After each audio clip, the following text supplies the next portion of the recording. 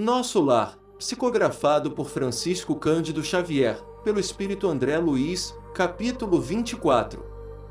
O impressionante apelo. Ligado o receptor, suave melodia derramou-se no ambiente, embalando-nos em harmoniosa sonoridade, vendo-se no espelho da televisão a figura do locutor, no gabinete de trabalho.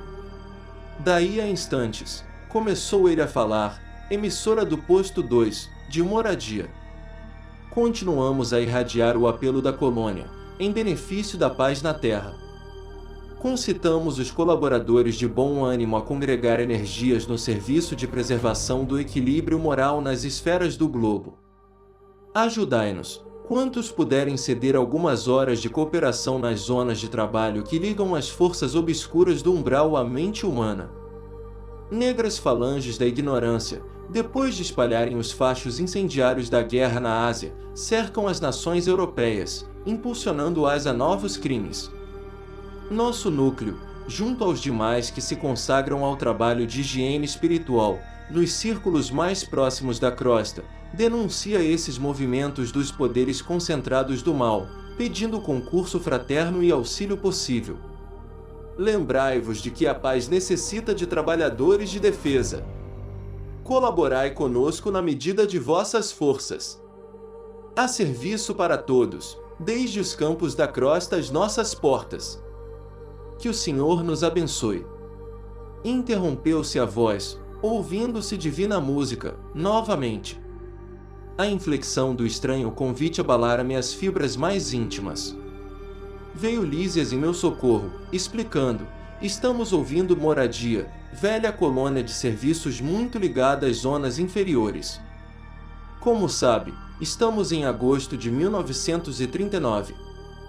Seus últimos sofrimentos pessoais não lhe deram tempo para ponderar sobre a angustiosa situação do mundo, mas posso afiançar que as nações do planeta se encontram na iminência de tremendas batalhas. Que diz?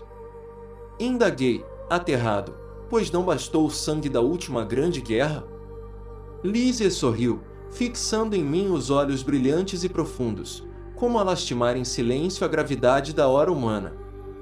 Pela primeira vez o enfermeiro amigo não me respondeu. Seu mutismo constrangera-me. Assombrava-me, sobretudo, a imensidade dos serviços espirituais nos planos de vida nova a que me recolhera. Pois havia cidades de espíritos generosos, suplicando socorro e cooperação?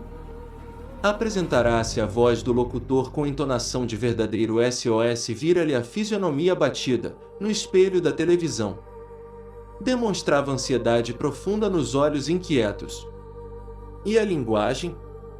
Ouvirá-lhe nitidamente o idioma português, claro e correto. Julgava que todas as colônias espirituais se intercomunicassem pelas vibrações do pensamento. Havia, ainda ali, tão grande dificuldade no capítulo do intercâmbio? Identificando minhas perplexidades, Lísias esclareceu: estamos ainda muito longe das regiões ideais da mente pura. Tal como na Terra, os que se afinam perfeitamente entre si podem permutar pensamentos, sem as barreiras idiomáticas. Mas, de modo geral, não podemos prescindir da forma, no lato sentido da expressão. Nosso campo de lutas é imensurável. A humanidade terrestre, constituída de milhões de seres, une-se à humanidade invisível do planeta, que integra muitos bilhões de criaturas. Não seria, portanto, possível atingir as zonas aperfeiçoadas, logo após a morte do corpo físico. Os patrimônios nacionais e linguísticos remanescem ainda aqui, condicionados a fronteiras psíquicas. Nos mais diversos setores de nossa atividade espiritual existe elevado número de espíritos libertos de todas as limitações, mas insta a considerar que a regra é sofrer-se dessas restrições. Nada enganará o princípio de sequência, imperante nas leis evolutivas. Nesse ínterim, interrompia-se a música, voltando o locutor, emissora do posto 2, de Moradia. Continuamos a irradiar o apelo da colônia em benefício da paz na Terra. Nevoeiros pesados amontoam-se ao longo dos céus da Europa. Forças tenebrosas do umbral penetram em todas as direções, respondendo ao apelo das tendências mesquinhas do homem. Há muitos benfeitores devotados, lutando com sacrifícios em favor da concórdia internacional, nos gabinetes políticos. Alguns governos, no entanto, se encontram excessivamente centralizados, oferecendo escassas possibilidades à colaboração de natureza espiritual. Sem órgãos de ponderação e conselho desapaixonado, caminham esses países para uma guerra de grandes proporções. Irmãos muito amados, dos núcleos superiores, auxiliemos a preservação da tranquilidade humana. Defendamos os séculos de experiência de numerosas pátrias-mães da civilização ocidental. Que o Senhor nos abençoe. Calou-se o locutor e voltaram as cariciosas melodias. O enfermeiro permaneceu em silêncio, que não ousei interromper. Após 5 minutos de harmonia repousante, a mesma voz se fez novamente ouvir, emissora do posto 2, de Moradia. Continuamos a irradiar o apelo da colônia em benefício da paz na Terra. Companheiros e irmãos, invoquemos o amparo das poderosas fraternidades da luz, que presidem aos destinos da América. Cooperai conosco na salvação de milenários patrimônios da evolução terrestre. Marchemos em socorro das coletividades indefesas, amparemos os corações maternais sufocados de angústia. Nossas energias estão empenhadas em vigoroso duelo com as legiões da ignorância. Quanto estiver ao vosso alcance, vinde em nosso auxílio. Somos a parte invisível da humanidade terrestre, e muitos de nós volveremos aos fluidos carnais para resgatar prístinos erros.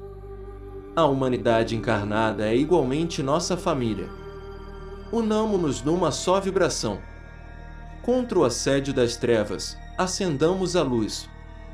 Contra a guerra do mal, movimentemos a resistência do bem. Rios de sangue e lágrimas ameaçam os campos das comunidades europeias. Proclamemos a necessidade do trabalho construtivo, dilatemos nossa fé. Que o Senhor nos abençoe. A essa altura, desligou Lísias o aparelho e viu enxugar discretamente uma lágrima, que seus olhos não conseguiam conter. Num gesto expressivo, falou, comovido, grandes abnegados, os irmãos de Moradia. Tudo inútil, porém, acentuou, triste, depois de ligeira pausa, a humanidade terrestre pagará, em dias próximos, terríveis tributos de sofrimento. Não há, todavia, recurso para conjurar a tremenda catástrofe. Perguntei, sensibilizado. Infelizmente, acrescentou Lísias em tom grave e doloroso, a situação geral é muito crítica.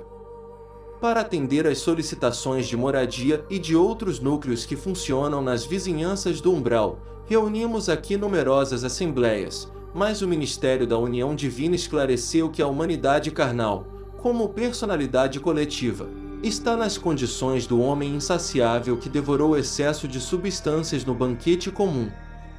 A crise orgânica é inevitável. Nutriram-se várias nações de orgulho criminoso, vaidade e egoísmo feroz. Experimentam, agora, a necessidade de expelir os venenos letais. Demonstrando, entretanto, o propósito de não prosseguir no amarguroso assunto, Lísias convidou-me a recolher.